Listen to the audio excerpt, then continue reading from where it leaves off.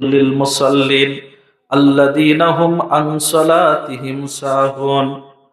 আমার আল্লাহ তাআলা সূরাতুল মাউনের মধ্যে বলেছেন, ফাওয়াইলুল লিল মুসাল্লিন, ওই সমস্ত মুসল্লিদের জন্য ধ্বংস, আফসোস বা ওয়েল দোজখ রয়েছে। আল্লাযীনা হুম ইউরাউন, যারা লোক দেখানো নামাজ পড়ে। লোক দেখানো নামাজ আছে, আছে না নাই? তাহলে আমার নামাজটা তো লোক দেখানো হচ্ছে না। এই প্রত্যেকটা ইবাদত, খালি রোজা ছাড়া, রোজা ছাড়া প্রত্যেকটা ইবাদত কিন্তু মানুষ দেখে। এজন্য রোজার ব্যাপারটা আল্লাহ বলছে, রোজা যেহেতু বান্দা আর আমার মধ্যে সম্পর্ক, এজন্য আমি রোজার সওয়াব আমি নিজের হাতে দেব। জোরে বলুন সুবহানাল্লাহ। আস-সাওমু লি ওয়া আনা আজজি বিহি, রোজা হচ্ছে আমার জন্য আর আমি এর সওয়াব নিজের হাতে দেব। জোরে বলুন সুবহানাল্লাহ। এজন্য সামনে রোজা আসতেছে। এই রোজা কেন আসে? আমাদের সারা বছরের গুনাহকে মাফ করে দেওয়ার জন্য আল্লাহ রোজা দিয়েছেন। জোরে বলুন সুবহানাল্লাহ। এই জন্য রোজা কেউ ছাড়বেন না, রোজাটা রাখার চেষ্টা করবেন, সাথে নামাজ। তাহলে প্রথম নম্বর হচ্ছে লোক দেখানো। সেটা কি? আপনার বয়স হয়ে গেছে বা আপনি একটা এমন পর্যায়ে আছেন যে নামাজ না পড়লে মানুষ কি বলবে, এই জন্য আপনি লোককে বোঝানোর জন্য আপনি নামাজ পড়তেছেন, এটা লোক দেখানোর নামাজি হয়ে যাচ্ছে। 2 নম্বর হচ্ছে কি? অভ্যাসগত নামাজি। দেখবেন যে আমরা 3 বেলা খাই, এখন 3 বেলা খাচ্ছি, এটা একটা অভ্যাস। আবার দেখবেন রমজান মাসে এই যে সারাদিন খাচ্ছি না, ওটা একটা অভ্যাস হয়ে যায়, হয় কি না? আপনি যদি 2 বেলা খান, দেখবেন 2 বেলা অভ্যাস হয়ে গেছে। 3 বেলা খান, 3 বেলা অভ্যাস হবে। এই যে যারা প্রতিদিন চা খায়, একটু চা না খাইলে কেমন যেন ছাই সুই লাগে, তার মানে এটা একটা অভ্যাস। যারা পান খায়, পানের একটা অভ্যাস আছে। যে খায় না তার কিন্তু অসুবিধা হয় না, কিন্তু যে খায় অভ্যাস হয়ে যায়। তো নামাজও কিন্তু এরকম অভ্যাস আছে। অভ্যাসগত নামাজি হলে হবে না, ও নামাজ দিয়েও কিন্তু জান্নাত পাওয়া যাবে না। তাহলে লোক দেখানো নামাজ দিয়েও জান্নাত পাওয়া যাবে না, আবার অভ্যাসগত নামাজ দিয়ে মানে জান্নাত পাওয়া যাবে না। নামাজি হতে হবে কি? মহব্বতে নামাজি, অর্থাৎ যখন নামাজের টাইম হবে আপনার ভিতরটা আল্লাহর প্রেমে উদ্দোলিত হবে। আপনি যেমন কায়কবাদ বলছিলেন যে, কে ওই শোনালে মোরে আজানের ধ্বনি, মর্মে মর্মে সেই সুর বাজিল কি সুমধুর, আকুল হইল প্রাণ নাচিল ধমনী। অর্থাৎ আজান হওয়ার সঙ্গে সঙ্গে আপনার ভিতরে উতাল পাতাল হবে, আমি আল্লাহর সামনে কখন দাঁড়াবো, আমি আল্লাহর সামনে দাঁড়াবো। মানে ভিতরে আনন্দের নাচ শুরু হয়ে যাবে, আহা এখনই আমি আল্লাহর সাথে কথা বলবো, আমি আল্লাহর সামনে দাঁড়াবো। এরকম ভিতরে একটা আপনার কাজ করতে হবে, ফিলিংস আসতে হবে। আর যখন নামাজে দাঁড়াবেন তখন আপনি দুনিয়ার সবকিছু হারিয়ে ফেলে, আমার নবী বলছেন, তাবুদুল্লাহ আনতা বুদাল্লাহ কাআন্নাকা তারাহু ফাইন লাম তাকুন তারাহু ফাইন্নাহু ইয়ারাকা।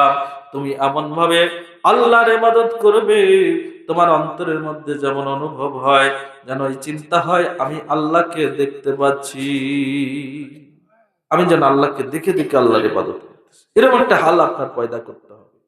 যদি না হয়, আল্লাহ বলছে যদি তোমার এই হাল না আসে, তাহলে পরবর্তী ধাপ হচ্ছে ফাইন্নাহু ইয়ারাকা, তাহলে মনে করো আল্লাহ তোমাকে দেখতেছে। হয় তুমি আল্লাহকে দেখতেছো, না আল্লাহ তোমাকে দেখতেছে। এই হাল নিয়ে মহব্বতের সাথে নামাজে দাঁড়াতে হবে। আর নামাজের মধ্যে খুশু আসতে হবে। কিন্তু দুঃখের বিষয়, আমরা নামাজ পড়ি, আমরা আরব দেশে দেখেন, আমি নিজে দেখছি, ইমাম যখন সূরা কেরাত পড়ে হাউমাউ করে কাঁদে, চোখ দিয়ে ঝরঝর করে পানি পড়ে, মুসল্লিরা বুঝতে পেরে কাঁদে। আমাদের দেশে ইমামও কাঁদে না, মুসল্লিও কাঁদে না। এই নামাজ, এটা কি মহব্বতের নামাজ হলো? নামাজের মধ্যে চোখে পানি আসতে হবে, ভিতরে একটা ভয় জাগতে হবে। যেমন বড় পীর আব্দুল কাদের জিলানী রহমতুল্লাহ জীবনী দেখলাম যে উনি, ওনার খাদেম বলছে যে তীব্র শীতের মধ্যেও হুজুর যখন নামাজে দাঁড়াতেন, ওনার শরীর ঘেমে ওনার জামা কাপড় ভিজে যেত। একদিন খাদেম জিজ্ঞেস করলো, হুজুর আপনি এই শীতের মধ্যে ঘেমে যান কেন? বলছে, দেখো আমি যখন নামাজে দাঁড়াই, আমি আল্লাহ তাআলাকে এতটা ভয় পাই যে আমার সারা শরীর আমার ভিতরে কাঁপতে থাকে, ভিতরে ভয়ে আমার ঘাম বেরিয়ে আসে, যে যদি কোথাও একটু বেয়াদবি হয়ে যায়, মানে যে যত ভয় পায়, যে যত তাকওয়া অর্জন করে, তার ভিতরে তত ভয় ঢুকে যায়, তার পা পিছলেনের ভয় তত থাকে। এজন্য আল্লাহ বলছে তোমরা আল্লাহকে ভয় করো। যে যত ভয় করতে পারবে, সে তত মানে মহব্বতের সাথে সে আল্লাহ তাআলার ইবাদত করতে পারবে। আল্লাহকে ভয় করা মানে দূরে সরে যাওয়া না। আমরা যেমন যদি শুনি যে এই এখানে একটা জঙ্গল আছে, জঙ্গলে বাঘ আছে, আপনি একা একা সামনে দিয়ে যাবেন? ভয়ে কিন্তু সে পথে যাবেন না। যদি মনে করেন যে ওখানে ডাকাত পড়ছে, চুরি ডাকাতি ছিনতাই হচ্ছে, আপনি কিন্তু ভয়ে ওখানে যাবেন না। যাবেন কি? ভয় কেমন করতে হবে? ওই বাচ্চার কাছ থেকে ভয়টা শিখেন। তাকওয়া, তাকওয়া যেটা আল্লাহ তাআলা বলছে যে আল্লাহকে ভয় করতে। কি ভয়? একটা 3 বছর 4 বছরের বাচ্চা হঠাৎ এমন একটা অন্যায় করছে, মা রেগে গেছে, রেগে ওই বাচ্চাকে মার শুরু করছে। বলেন তো এই বাচ্চা কি মার খেয়ে মাকে মাকে রেখে পালায়, না মাকে আরো ঠাইসে ধরে?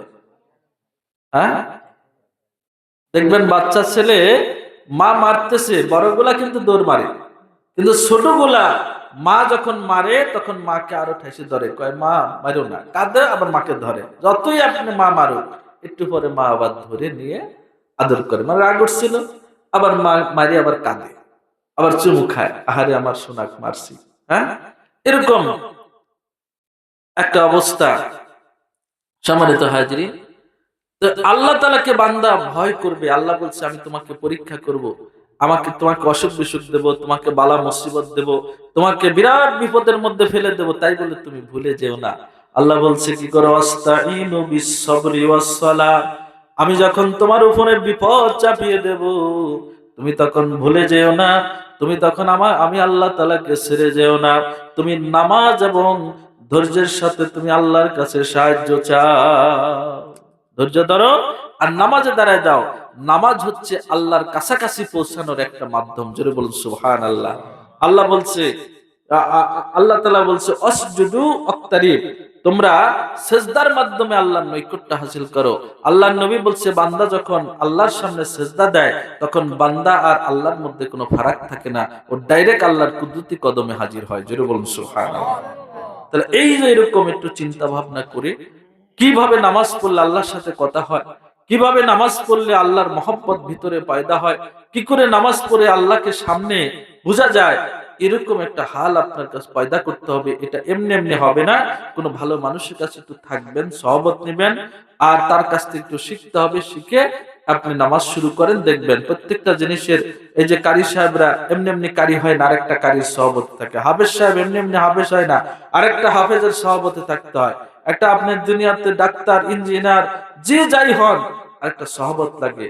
ঠিক তেমনি আপনি কি করে মেরাজের নামাজ পড়বেন, কি করে আল্লাহর সাথে আপনি প্রেম করবেন, এই জন্য একা একা হবে না, একটু শিক্ষা নিতে হবে। একটা ভালো মানুষের কাছাকাছি যাবেন, কিছু শিখবেন, তাহলে দেখবেন ইনশাআল্লাহ আপনার ভিতরে সে হাল আস্তে আস্তে আসতে থাকবে। আল্লাহ আমাদের সকলকে তৌফিক দান করুন, আমরা যেন এইভাবে মহব্বতের সাথে নামাজ, রোজা, হজ, যাকাত করে আমরা যেন কবরে যেতে পারি।